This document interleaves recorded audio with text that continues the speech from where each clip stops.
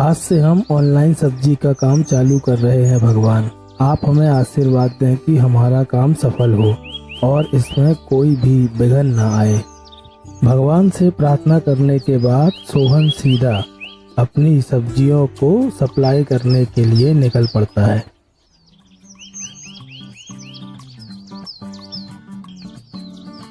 मनोज भैया देखो, सोहन सब्जी वाला आ गया। अरे वाह वाह सोहन, तुम तो समय के बिल्कुल एकदम पक्के हो। जो समय बोला था उसी समय पर आए हो। हाँ भैया, सब्जियां तो आपको हमेशा ही दिए हुए समय पर ही मिलेंगी, जिससे आप हमेशा सब्जियों के लिए मुझे ही याद करें। हाँ भैया, तुम्हारा सब्जी पहुंचाने का समय भी एकदम पक्का है और तुम्हारी सब्जियां भी ताजी हैं, इसलिए सब्जियां तो अब मैं तुम्हारी ही खाऊंगा। हाँ मनोज भाई, किस बात की गपशप चल रही है और यह महाशय कौन है? पहले तो कभी नहीं देखा। राम राम जी की भैया, मैं हूँ सोहन, हरी हरी ताजी ताजी सब्जियों वाला। इन्होंने अभी अभी ऑनलाइन सब्जी का काम चालू किया है। यह एकदम ताजी और बिल्कुल स्वादिष्ट सब्जियां घर तक सप्लाई करते हैं, बस हमें फ़ोन करना है। मीना भाभी तो अभी इन्हीं से सब्जियां ले रही है। अभी आपको सब्जी का स्वाद तो कुछ अलग लग रहा होगा ना? हाँ, इसी विषय में तो मैं अभी मीना से बात कर रहा था कि सब्जियों का स्वाद बहुत अच्छा है। अच्छा, तो यह सब्जी आपकी है? सब्जियां तो वाकई में बहुत बढ़िया है आपकी। मैं तो घर बैठे बैठे इनसे पूछ के सब्जी का ऑर्डर लगा देता हूँ और घर में बैठे बैठे यह ताजी ताजी सब्जियां दे जाते हैं। हाँ भैया, कोई मूर्ख ही होगा जो इतनी अच्छी सब्जियां ना ले और वो भी घर बैठे। और हाँ भैया, हमेशा ऐसे ही ताजी ताजी सब्जियां ही देना, बीच में गड़बड़ मत करना। ठीक है भैया, तो अब मैं चलता हूँ, मुझे और भी जगह सब्जियां देनी है। सोहन एक एक करके अपने सभी ग्राहकों के पास सब्जियां पहुंचा देता है और जब तक शाम हो जाती है।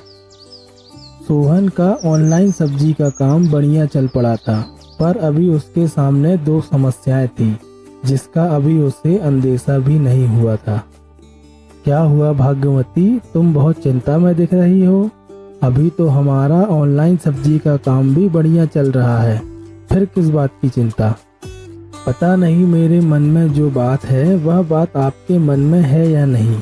मेरा सोचना है कि हमको ऑर्डर तो सब्जियां के बहुत अच्छे मिल रहे हैं, पर हमारे पास खेत तो उतने ही हैं, तो हम सब्जियां पुजाएंगे कैसे? हाँ, यह बात तो सही कही तुमने। हमारे खेत में जो सब्जियां उगती हैं वह हमारे ऑर्डर के लिए काफ़ी नहीं है। हमें इसके लिए कुछ सोचना होगा। और हम किसी और की सब्जियां लेकर भी तो नहीं बेच सकते, नहीं तो उससे हमारा जमा जमाया काम खराब हो जाएगा। एक काम करो, आप मुखिया जी से मिलो। हाँ, तुमने सही कहा, मुखिया जी बहुत विद्वान आदमी हैं, वह हमें कोई सही सलाह जरूर देंगे। अगर तुम अपने खेतों में खेती नहीं कर पा रहे हो तो तुम अपना खेत किराए पे दे दो, उससे तुम्हारी भी आमदनी हो जाएगी और जिसको तुम खेत दोगे उसका भी भला हो जाएगा, वह बेचारा भी चार पैसे कमा लेगा। हाँ मुखिया जी, ऐसा करना ठीक रहेगा। आपकी नज़र में यदि कोई हो जो मेरा खेत किराए पर ले ले तो देखना, और मैं भी किसी को ढूंढता हूँ। अरे आओ आओ सोहन, इतनी दूर क्यों खड़े हो? भाई, तुम्हारी ऑनलाइन सब्जी के बारे में सुना मैंने, तुमने बहुत ही अच्छी तरकीब निकाली है। और बताओ यहाँ पर कैसे आना हुआ? हाँ मुखिया जी, मैं आपसे अपनी उसी ऑनलाइन सब्जी के काम के विषय में बात करने के लिए आया हूँ। हाँ सोहन, बताओ मैं क्या मदद कर सकता हूँ तुम्हारी? भगवान के और आप सभी के आशीर्वाद से मेरा ऑनलाइन सब्जी का काम बहुत बेहतर चल रहा है, पर जिस हिसाब से मेरा काम बढ़ते जा रहा है मुझे लग रहा है कि आगे जाने के बाद मुझे मेरे ही खेत की सब्जियां कम पड़ेंगी, और यह मेरे लिए एक चिंता का विषय है। और बस इसी समस्या के समाधान के लिए मैं आपसे मिलने के लिए आया था कि मैं इस समस्या का हल कैसे निकालूं। इस समस्या के लिए तो तुम हमारे जो गांव के किसान हैं उनसे बात कर सकते हो और तुम डायरेक्ट ही उनसे सब्जियां ले सकते हो, वह तुम्हें अच्छे भाव में देंगे। मेरे सभी ग्राहकों को मेरे हाथ की सब्जियों का ही स्वाद अच्छा लगता है। ऐसे में यदि मैं बाजार की सब्जी का उपयोग करूंगा तो इससे मेरा धंधा खराब होगा और इसलिए मैंने यह विचार अपने मन में नहीं लाया। मैंने आपके और राकेश के बीच की सारी बातें सुनी हैं और यदि राकेश चाहे तो मैं उसका खेत किराए पे ले सकता हूँ और अपना काम कर सकता हूँ।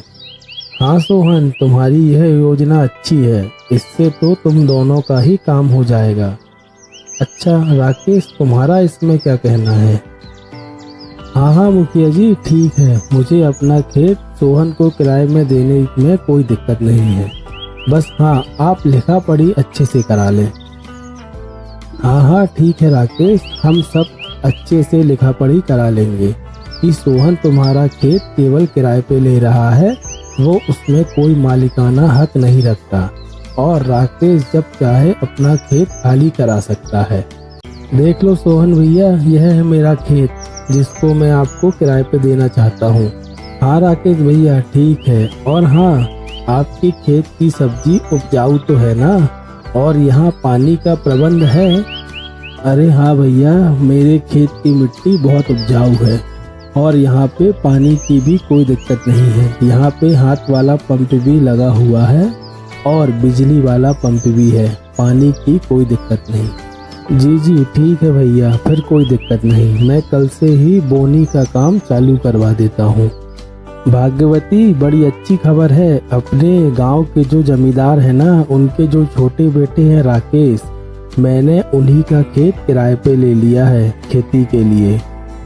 बढ़िया जी, आपने यह बहुत अच्छा काम किया। चलो मुखिया जी ने हमारी एक मदद तो की। हाँ, और मुखिया जी हमारे काम की भी बहुत तारीफ कर रहे थे, कह रहे थे बिल्कुल नई योजना निकाली है तुमने। और हाँ, मैं कल से ही खेत में खेती का काम चालू कर देता हूँ। हाँ हाँ जी, ये सही किया आपने, कल से ही खेती का काम चालू करा दो, नहीं तो ऐसा ना हो कि समय आने तक हमारी फसल ही ना हो पाए और हमको फिर दिक्कत हो, इसलिए यह सही निर्णय है। सोहन अगले दिन से ही राकेश के खेत में खेती का काम चालू करवा देता है। बस भाग्यवती, हमारे नए खेत की फसल बस तैयार ही हो गई है और हम अब और अधिक ऑर्डर ले सकते हैं। हाँ हाँ जी, यह अच्छी खबर है हमारे लिए, अब हमारे ग्राहक भी बढ़ रहे हैं, इसलिए आप जल्दी से कटाई का काम चालू करवा दीजिए। हाँ, मैं आज या कल से ही खेत में कटाई का काम चालू करा देता हूँ, मैं खेत ही जा रहा हूँ।